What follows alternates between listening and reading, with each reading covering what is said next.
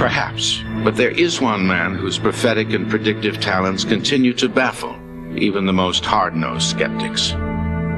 With his 8th grade education, he uncovered secrets of our past that no historians could have known. He predicted wars, diagnosed and cured illnesses, and saw cataclysmic changes to our planet that only scientists could have described.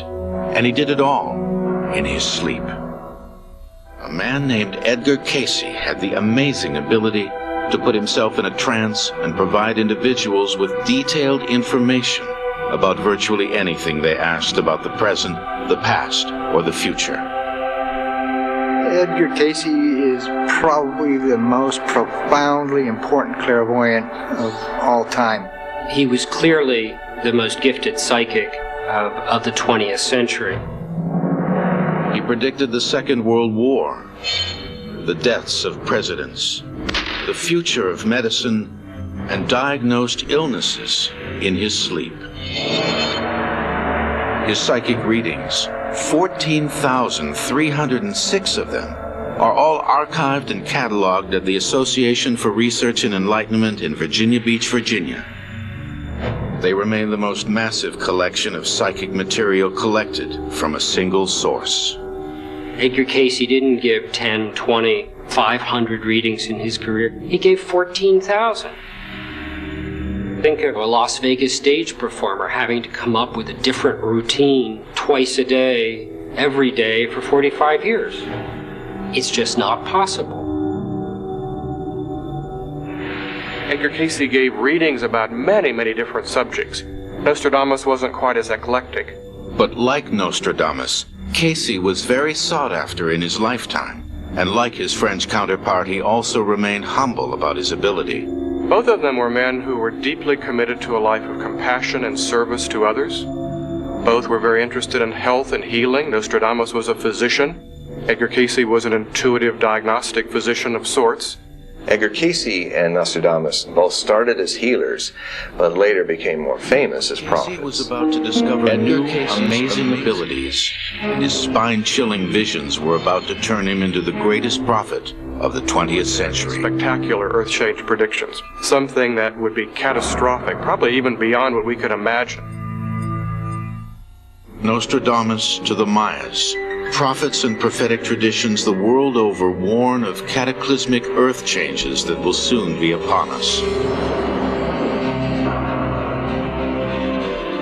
The ancient Mayans had a sense that there would come a time, about in these times in which we're living now, that would include tremendous destruction. They speak about the day of the withered fruit and the great tempest, things that sound rather scary. The Hopi speak of trees dying and dramatic changes in the weather that will bring in the great day of purification. Nostradamus speaks of the dead rising from their grave. And Prophet Mother Shipton warns, "Storms shall rage and oceans roar, old worlds shall die and new be born." As for Cayce's predictions for the new millennium, they are as dire as all the other prophets before him. Edgar Cayce made some extraordinary and spectacular earth-change predictions. Probably the biggest one was that the rotational axis of the Earth would change. And that's something that would be catastrophic, probably even beyond what we could imagine if that took place literally. If the tilt axis of the Earth shifted slightly, the entire mass of the Earth would have to reconfigure itself. It would shift ocean basins, it would shift where valleys are, where mountains are. Some of Cayce's visions of that future were truly terrifying. He speaks of Japan going into the ocean, inundations for southeastern United States, perhaps in a very slow way, but a permanent kind of inundation. Cayce also warned the East Coast would not be spared. Portions of the now east coast of New York, or New York City itself, will in the main disappear. This will be another generation, though. Here, while the southern portions of Carolina, Georgia, these will disappear. This will be much sooner.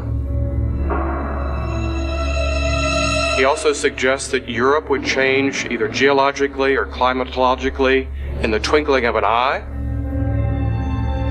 Cayce actually foresaw these as part of the shifting of the poles. He stated that the Great Lakes would flow down through the Mississippi Valley system and from there flow right into the Gulf. Amazingly, Cayce, who knew nothing about plate tectonics, said signs within the Earth would warn us of this coming pole shift. The most dramatic predictions that Edgar Cayce made is that there would be the onset of major Earth changes that would escalate in activity from 1958 on through 1998. From that period on, these trends, they would escalate again. Then we would know that the pole shift was coming. There will be the upheavals in the Arctic and in the Antarctic that will make for the eruption of volcanoes in the torrid areas, and this will begin in those periods in 58 to 98. Volcanic activity events are increasing. The torrid zone activity has increased along with general world increase by something like 500% in the last 50 years. Cayce also predicted a surge in violent storms and earthquakes in this period. In the last 10 years, hurricane activity in the Atlantic has been at its highest, and an increasing number of earthquakes are being detected around the globe. And in 1999, German researchers measured more than 200 earthquakes in a period of 7 months above the Arctic Circle. Are Cayce, Shipton, Nostradamus, and the Maya and Hopis before them reading from the same book of prophecy?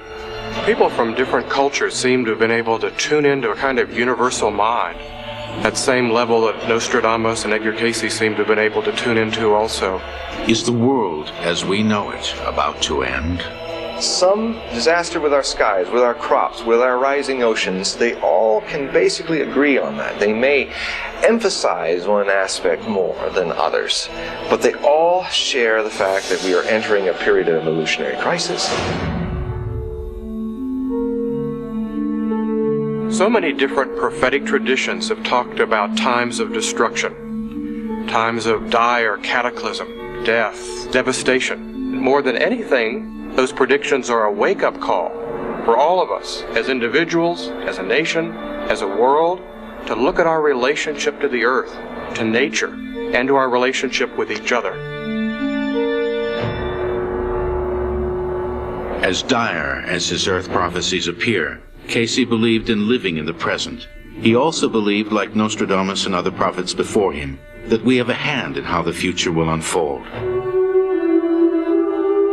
Still, in 1939, just as Cayce had predicted, a Second World War broke out. And in 1941, as America became entangled in the conflict, more and more people wrote or came to him asking about the fate of loved ones who were fighting abroad. Edgar, in his own readings, was reminded to give not more than 2 a day, one in the morning and one in the afternoon, because each psychic reading was emotionally draining to a system.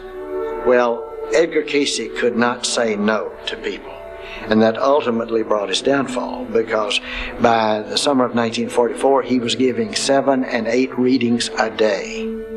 In September of 1944, fatigued and depleted, Edgar Cayce suffered a stroke. He died on January 3, 1945 in Virginia Beach.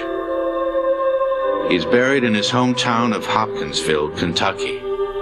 Outside the cemetery, a bronze plaque stands as a testament to his work. But to many, he was more than just a great prophet. Relegating Edgar Cayce to the place of someone who simply predicted the future makes Edgar Cayce an event. And in my opinion, the material is so helpful, so valuable, that it's much more a source of information that helps people in the here and now. He isn't any one thing. That is, you can't stick him in a box and label it mystic. You can't stick him in a box and label him psychic. You can't stick him in a box and label him prophet.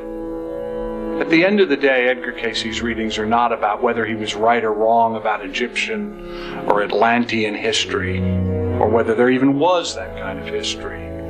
I think at the end of the day, what matters is that he helps us to better understand who we are and why we're here.